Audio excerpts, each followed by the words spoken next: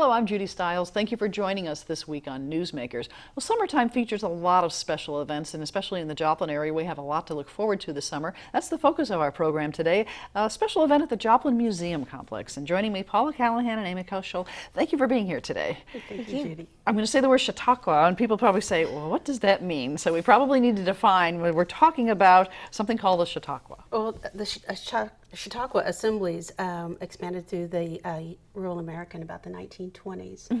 And they brought entertainment, culture to the communities. There were musicians, preachers, politicians. They talked about news of the day. And so it was kind of a carnival-ish event, I would say, but it was fun and it was informative, and that's how people learned about the events of the day. So kind of pre-television entertainment. It's kind of like pre-television. In fact, probably the 20s, that's why it ended, because the car and then the onset of, other entertainment. So you're bringing some people to Joplin to help with this presentation. Yes. We are bringing Dr. Mischler, who is going to portray Theodore Roosevelt. And then we are also bringing Dr. Worley, who is going to portray Harry S. Truman. Okay. And so your theme is you're tying into the American history, basically, obviously, tying together in the Founding Fathers, I guess. The Founding Fathers, yes. We'll also have some local actors as well that are going to portray local people at the time. During Teddy Roosevelt's time, we'll bring in someone that was influential in Joplin in the early 1900s. And then with Truman, we'll have someone in probably the 40s era. So tying the national history of these presidential figures with what was happening in Joplin if you were a citizen at that time. So that makes it a natural fit for the Joplin Historical Museum, tying this together. People might be curious, as far as planning for something like this. Is this something you've been hoping to do for quite a while? Yes. Actually, the museum has been trying to broaden our horizons just a little bit. So we were looking for something that would be unique to the area that nobody had done before, and this idea was brought to us. A couple of us had been able to attend these events in the past, and we just loved them. And we thought it was a really cool idea to bring it to the area and offer it. So this is something people in Joplin may not have seen before. That's very likely. They have not seen. And we feel like once they meet these characters have done these kinds of performances for 20 years, and we feel like once they meet these characters, they're going to feel like they've met Theodore Roosevelt and Harry S. Truman. They're going to go away with the fact that, the sense that they have met them. So it's really living history. It is living history. And so they're playing the roles, they're doing the mannerisms, everything. I mean, they must really study the people they're doing. Yes, they study them, they mimic them, they dress like them. They are actually them that day. They present in first person. And what's really interesting is at the end of it, you can ask them questions, and they'll be able to answer those questions in first persons. And they're extremely knowledgeable about these people, and their lives, and they can give you a really unique take on it. Great. Well, I know we have some pictures as we go along. We can post some of those up on the screen, kind of showing you the performers. You're basically the person on a stage, the people on the stage make a presentation for an audience. And we will be sitting in the audience enjoying it. You can see right here, there's someone making a presentation. Tell me about this person we're seeing here. That is Dr. Worley, and he is doing his Truman. And I'm not sure where the location is on that, but that is one of the outdoor events where they actually do it inside of a tent. We are actually going to be able to have it inside our hall. So you'll be air conditioned. Yes, we'll be air conditioned. But he's wearing the suit, he's dressing like Truman, he has the look. Yeah. And he's extremely knowledgeable about Harry S. Truman, and has done several of these type of events over a period of, what is it, about 20 years? About 20 years, So he's an expert, and of course here's the flyer kind of promoting the whole event, but you can see the pictures of the originals, or the Truman and Roosevelt, and bringing the information together. Trying to tie this together, the Founding Fathers Day. Then let's go on to the next picture and see what we have. Of course, there's the real picture of Harry. And then we can move on to your logo for the museum. The museum logo looks like it's a little different as well. It is. Yeah, we have. We're trying to rebrand. We've updated our logo. We have rolled out a new Facebook page, and we're very excited about our new website. And we've just got a lot of exciting things coming down the road. So the rebranding is just the first step. First step. Okay, here we have Teddy Roosevelt. Teddy Roosevelt. That is Dr. Mischler. Dr. Mischler. And so he will be portraying Teddy Roosevelt, which people refresh their memory. We're talking about the first of last century. Right, of the turn of the century, 1909. Right. Yeah, and he was quite the colorful character. I don't think that, I know that whenever I was reading through the information for Theodore Roosevelt, I was surprised at how almost like a,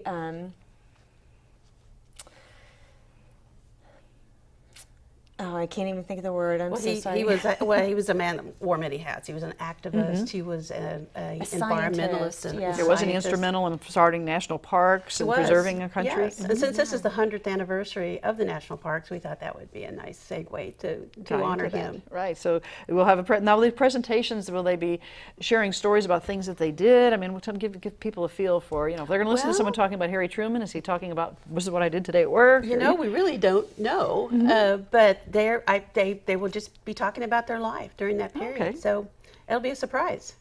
Tell me a little bit more about the ties to the Joplin history then. So if someone in Harry Truman, 1905 or whatever, talking about what's happening, you'll have somebody then talking about what Joplin was like at that time? Yes. We'll have characters. We'll have several costume characters. They're just going to be around to make the ambiance a little different. People, living history is what we try to promote because people seem to retain it better and they like it better and it engages them. And we'll have local characters portraying our local history characters. So kind of like a step back in time. If you weren't here back then, this is what it would have been like, or what they have to say, and tying together that. Sounds like it's also an event that could be maybe for the family. Children enjoy. Oh, absolutely. We feel like this is going to be for all ages. So encouraging people, and that brings up the question of people say, well, where's it going to be? Well, how much is it going to cost? That the who, what, where, that thing. Well, the first event is going to be held on June 10th at the Joplin Little Theater from 6:30 to 8:30. And the cost for one event is $10, or you can take in both shows for $17. Okay. And children under the age of 12, when accompanied by an adult, will be let in free. So encouraging the families participate. Yeah. Right. Yes. The second event is going to take place at the museum in our hall. And again, the cost for the one performance is $10, and you can get in for both for $17. Now, will it be both performers at both events, or one per event? One per event. Okay, so who goes first? Teddy Roosevelt goes first. He goes first at the Joplin Little Theater. And the next we'll also have a cash bar, so it's it's going to be kind of a date night and a fun outing for a Friday night. And you're going to be on the stage, obviously, They'll at the theater. Be on the stage. So a stage presentation, and maybe have some backdrops or props to help them. Oh, yes, yes. Okay. And then when the Joplin Museum Complex, you have that large room. That at Koeshall. Right, and we'll be offering refreshments after that performance as well. So it'll be probably a little more kid-friendly in that area where it will have cookies, punch, that type of thing. Great. So, and they're both, it's evening on Friday and afternoon on Saturday, so people can plan to come out with the kids in the afternoon and tying that together. Well, I'm curious, people might wonder, how did you get this performance to come to Joplin? Is it something that, what's helping you bring it here? Well, Brad Belk was aware of these performers, these Chautauqua performers. We could pick from a large A whole directory of Chautauqua entertainers and people that they portrayed. Okay. So we did choose those two particular entertainers just to ties. Harry S. Truman being a Missourian and Teddy Roosevelt Being such a large character. being such a large character. Yeah. And I guess Bigger when you than look life. at those time periods, they're kind of key times in Joplin's history as well. Oh, They yes. are. When you Yes. look in terms of the mining history, what was happening in our community at those times. In 1909, Joplin was definitely a boom town. And then during the Harry S. Truman days, you're going through that transformation post-war. Post-war, yes, we had Crowder, military, that was very instrumental in bringing a lot of people to Joplin at that time. Its population grew. So the people who are from can remember the 50s and 40s. They're saying, they can live their life perhaps by listening to him speak and tying that together. So the Joplin Museum Board playing a key role. Do you have a lot of volunteers helping you put this program on? We do have a lot of volunteers, dedicated volunteers that love the museum. Well, people may be curious about the museum board and its role. Tell me, you're both involved. What's that? Basically, the purpose of, we are the historic board. There's two different boards. There's a governing board, and then there's the Historic Society board, and that's what we serve on. And basically, our role is to preserve history as it happens and to take care of the past history and present it in a way that is educational and help just make people more aware of what our history is. You know, most things don't happen just once in a lifetime. They repeat itself. I know that people don't think that, but it really does. When you look at the lives of Theodore Roosevelt and even Harry Truman, you'll see things going on in their lifetimes that's really kind of happening in our time right now. So we can learn from our past, and that's what our job is to make sure that people remember the past, and it has a vital role to that. So what we do is we put on events like this. We try to bring in exhibits that are going to add to the public knowledge and build awareness in the area. So you're enhancing what you already have in place at the museum with additional opportunities for people. Yes. And Right. tying all these together. And the proceeds from these events then are going back directly to benefit the museum. Yes. Right. So, and the museum is something that has been around for a number of years, 85 years. years. So let's talk about the 85 anniversary. years. Let's talk about the anniversary of the museum. Well, our museum is celebrating its 85th anniversary this year. And so they will have a little gathering at the museum. I believe it's 2 o'clock. On the 17th, we'll be having a ribbon cutting from Okay. the Joplin Chamber of Commerce. And then on the third Thursday downtown, we are going to actually have a booth, which is going to be a birthday party for the museum. And what we have is there will be a 5-foot by 10-foot birthday card, and we're asking everyone to stop by and sign our card and make a little bit of history that day. And we're going to have some additional things, like we have some people in character there. The Chautauqua tickets will be available there as well. But we're hoping that it's going to be a pretty exciting, big event for us. And you'll be able to notice that in downtown, people dressed in period costume, yes, right? Yes, yeah, we'll have a great audience, and also you can also obtain a membership there at the same time. okay. So we'll Yeah. be promoting a membership as well during all this. So tell me about membership for the museum. What does that mean for someone?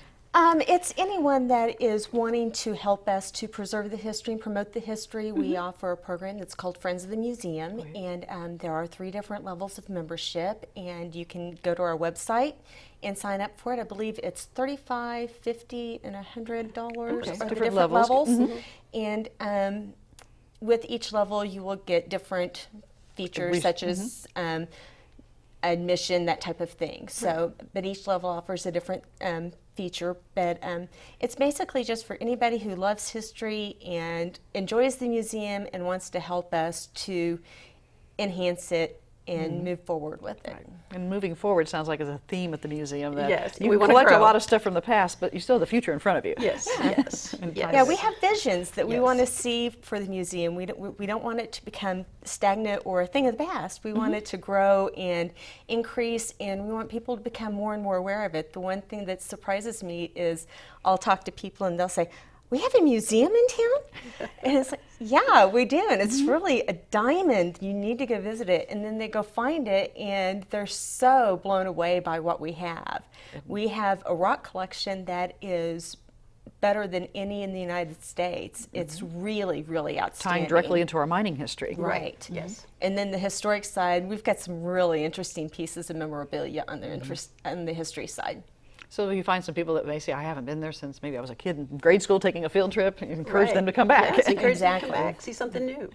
So the museum itself has been at Schifferdecker Park then throughout its history, but it's grown and it's developed throughout the years. Yes. And looking at the future, then you have dreams and goals for what comes next. Yes, what comes next? And where we can go from there. Now the museum tickets, we've talked about the Chautauqua, but you mentioned buying the tickets at Third Thursday. Let's back up. If somebody wants to go to this, how do they get tickets in advance?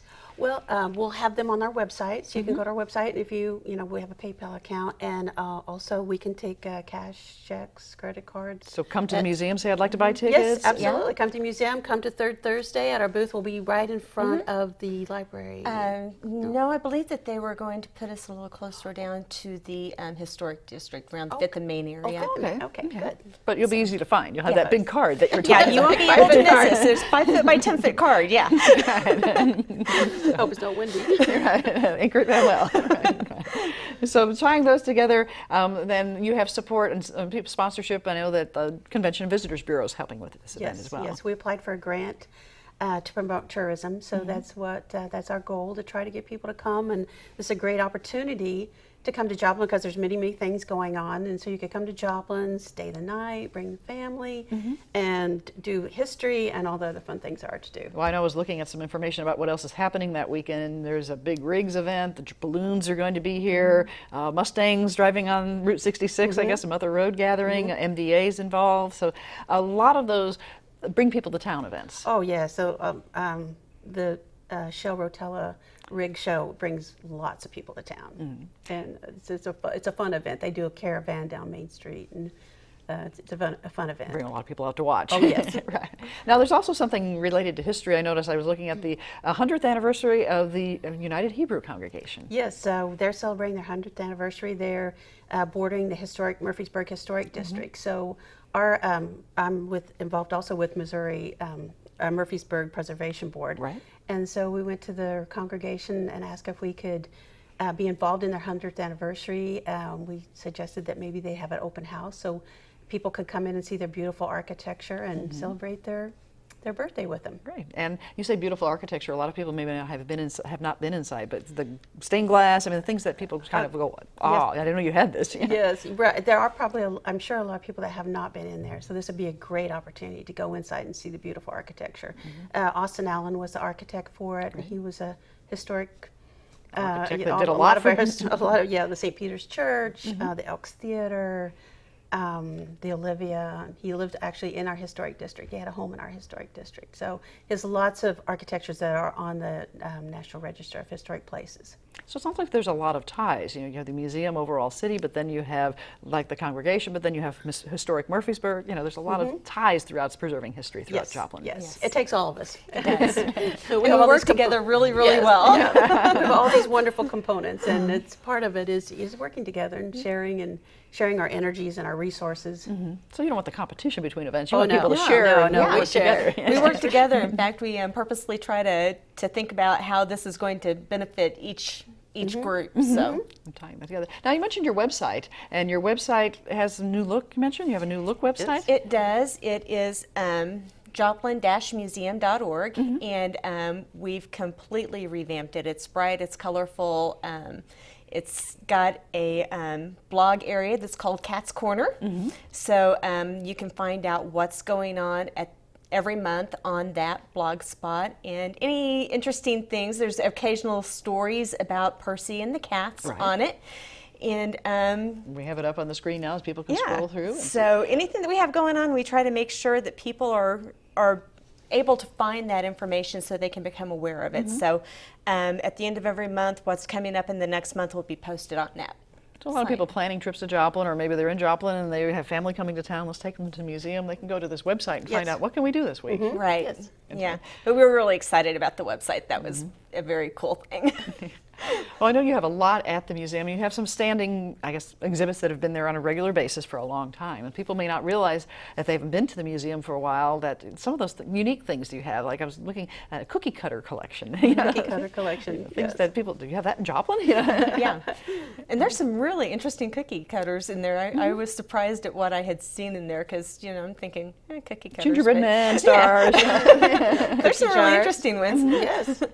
But then you also have the local history captured, and you actually have, I guess, pieces of Joplin's history in there. The House of Lords. They have a room set up as a House of Lords, a doctor's office, the doll collection, Dorothea B. Hoover doll collection, also the collection of Bonnie and Clyde, who had some of her jewelry and a door that was on the premises when they had the shootout. And then we also have sports figures such as Jamie McMurray and Carl Richards, those type of local sports that people have gone throughout the sports, so kind of a sports Hall of Fame wing as well, tying that together. Along with those beautiful specimens of minerals that are Smithsonian quality. But I know I remember on the mineral side you have not just little rocks, but you have some very large pieces of ore. They're massive specimens. And as part of the goal on the mineral side is also telling the story of mining. Obviously it's not here to see anymore, but how did they get that out of the ground? Kind of how that... Yes, on the second floor there's actually a mining scene that you can go up and view. It's a scaled version of a whole mine scene.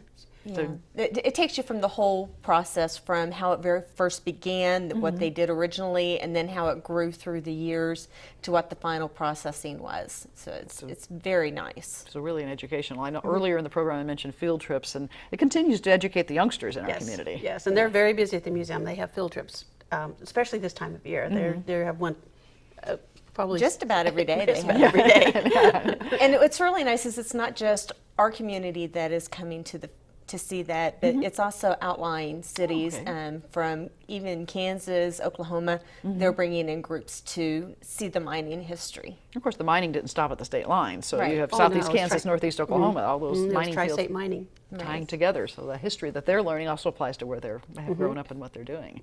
So as history continues, do you find that you're getting offers of new collections, new items, that we need to keep building for the future? That's true. The museum does get items donated, but the problem is it's limited space. So that's one of our challenges, is a limited space. So, and that's one of the things that we're looking forward to in the future, is we're trying to figure out how we can grow and add to our exhibits, but The building's only so big. Yeah, so we need more space. So we're trying to figure out how to get to that point. Right. The only way we're ever going to get to that point is to be able to get the funds to do it. So that's why we are starting to work toward things like the Chautauqua and those type of things, so that we can help move toward that future. Having that story that you can continue to tell. I know that in post-tornado, I know they were collecting items for Joplin to save the history of some of the items, and some of those still under the supervision of the museum to keep safe until you can do something with them. Tying all that together.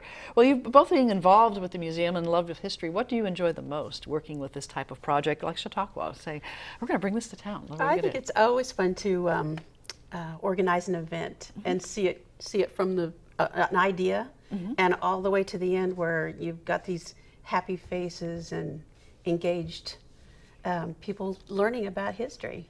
And it makes you feel good at the end. Yeah, so it's I think fun. the thing that I love the most about history is the backstories. And that's why I like the Chautauqua so much, is because it tells you the backstory. It tells you, it's not just giving you dates and times and that kind of stuff. It's actually telling you what this person was thinking and feeling.